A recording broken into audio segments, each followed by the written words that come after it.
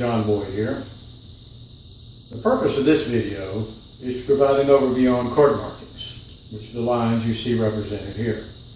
Specifically, I will address the two types of lines used for court markings, the rules associated with these two types of lines, the four areas these two types of lines define, which players these four areas relate to, and finally, the importance of maintaining the integrity of these four areas and their respective rules when making assessments during play. Throughout the overview, I primarily focus on the rules associated with these two types of lines. There are two areas of the four that we'll describe in this video that require the player to remain inside the specified boundaries.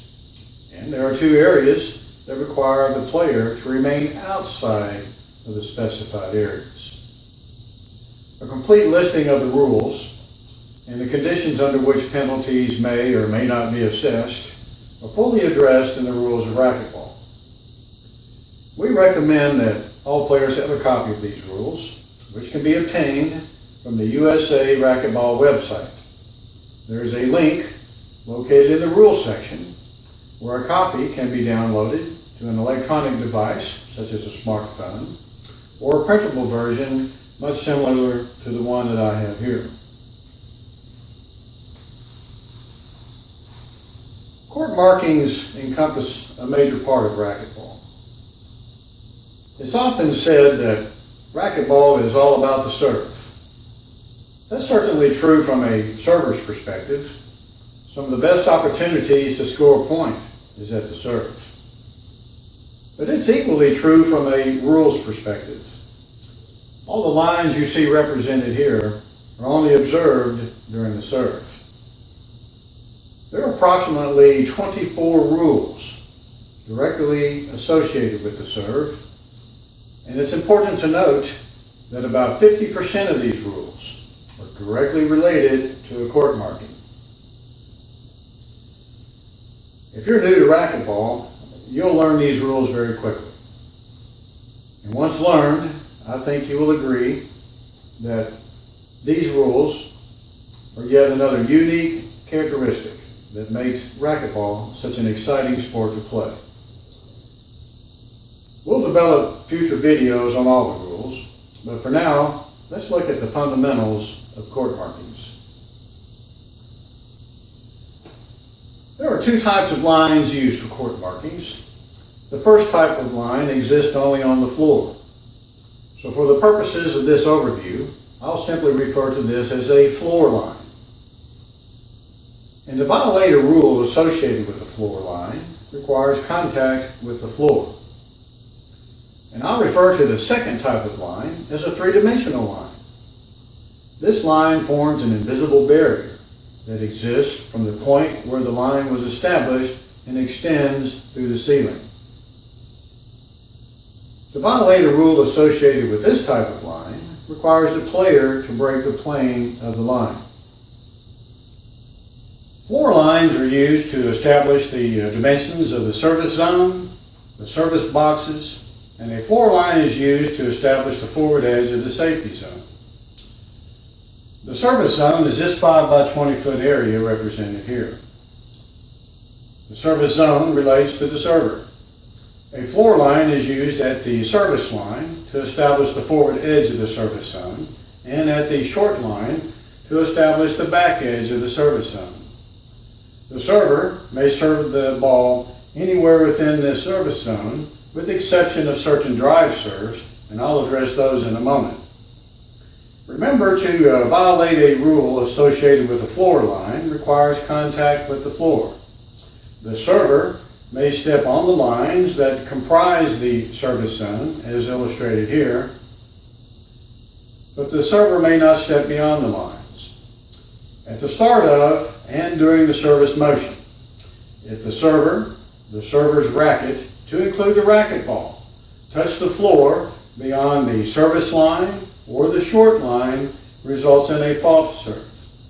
And any two fault serves in succession results in a loss of serve.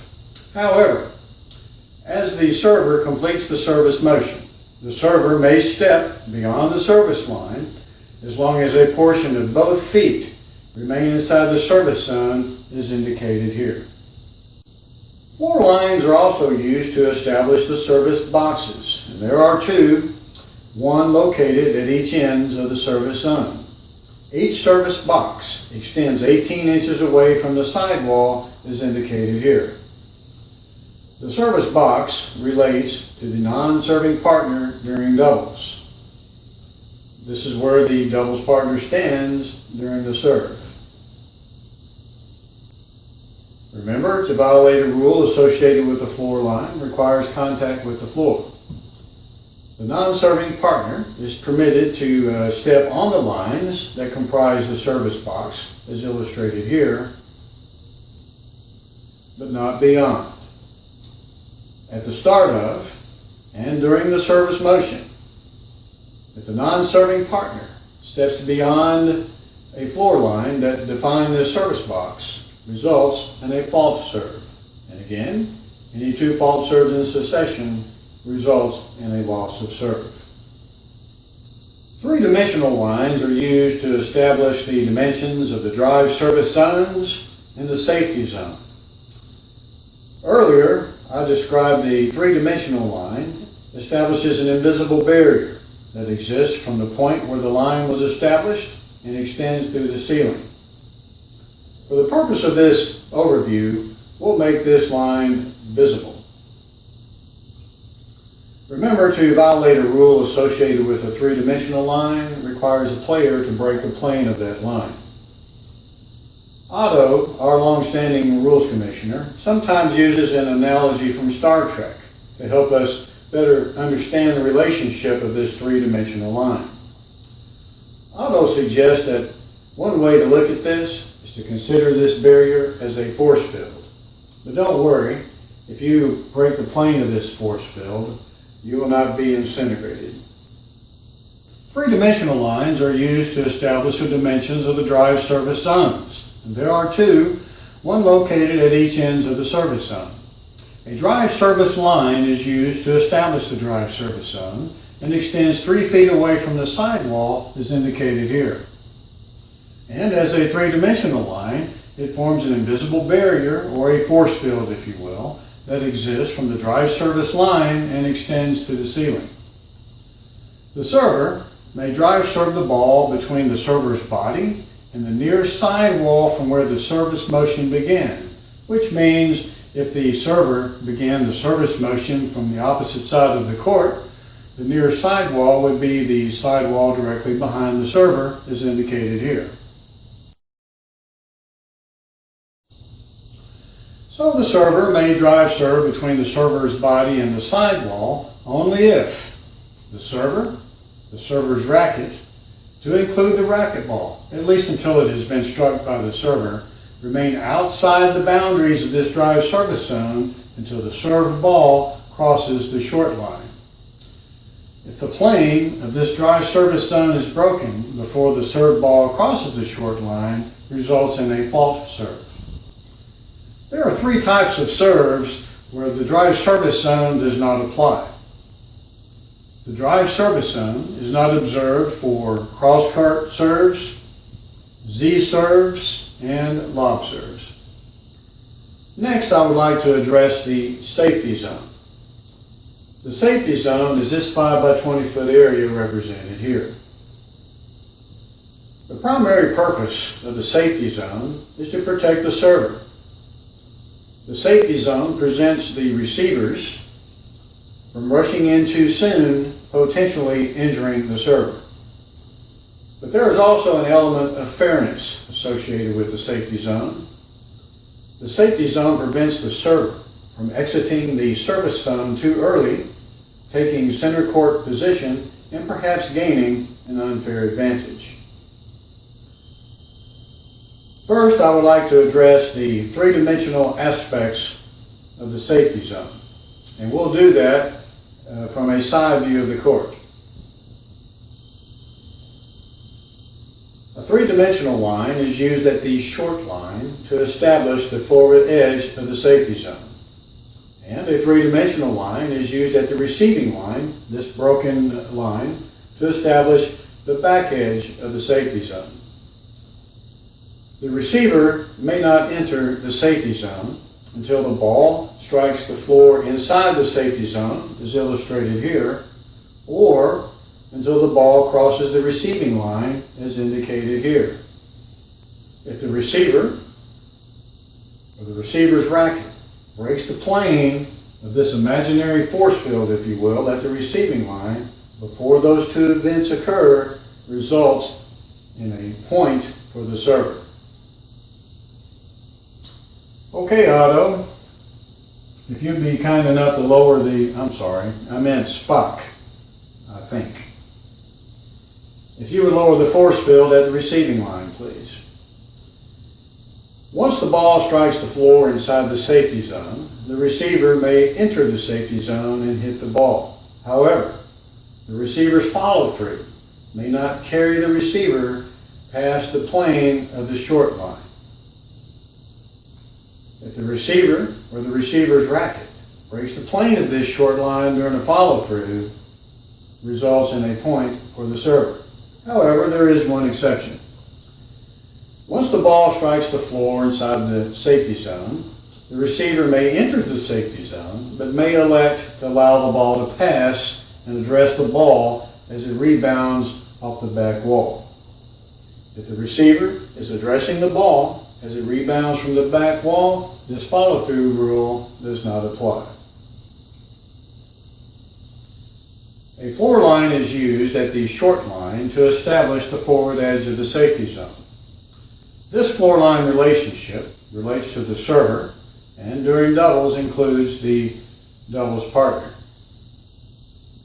During the serve, after the ball has been struck,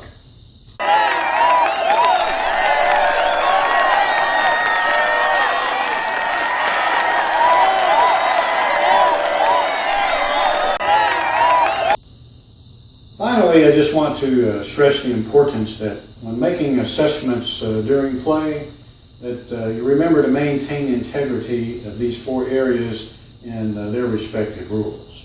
Sometimes we'll see misapplications where a player or an official will use the rules associated with the three-dimensional aspects of the safety zone and apply those against the server and the doubles partner during the serve. So if you remember the four components that we talked about regarding court markings, that'll help keep this straight. Okay, that's a lot of information, so let's have a quick review. With about 50% of the rules directly related to a court marking, I stress the importance of understanding the fundamentals of these lines. There are two types of lines used for court markings: floor lines and three-dimensional lines. Floor lines exist only on the floor, and to violate a rule associated with the floor line requires contact with the floor. Three-dimensional lines form an invisible barrier that exists from the point where the line was established and extends to the ceiling. To violate a rule associated with a three-dimensional line requires the player to break the plane of that line. Floor lines establish the dimensions of the service zone, the service boxes, and a floor line is used to establish the forward edge of the safety zone. Three-dimensional lines establish the drive service zones and the safety zone. The service zone relates to the server. The service boxes relate to the non-serving partner. The drive service zones relate to the server. The safety zone relates to all players. The three-dimensional aspects of the safety zone relate to the receiver, and during doubles includes the receiver's partner. The floor line relationship of the safety zone relates to the server, and during doubles includes the non-serving partner. And finally, remember to maintain integrity and the associated rules of these four areas when making assessments during play. And with that concludes this overview on court markings. If you have any questions, please feel free to write me at this email address, or if you happen to see me around some of the tournaments, please don't hesitate to stop and ask me a question. If I don't know the answer, I'm sure the rules of racquetball will keep us straight. Well, good luck to you, and I look forward to seeing you inside the service zone.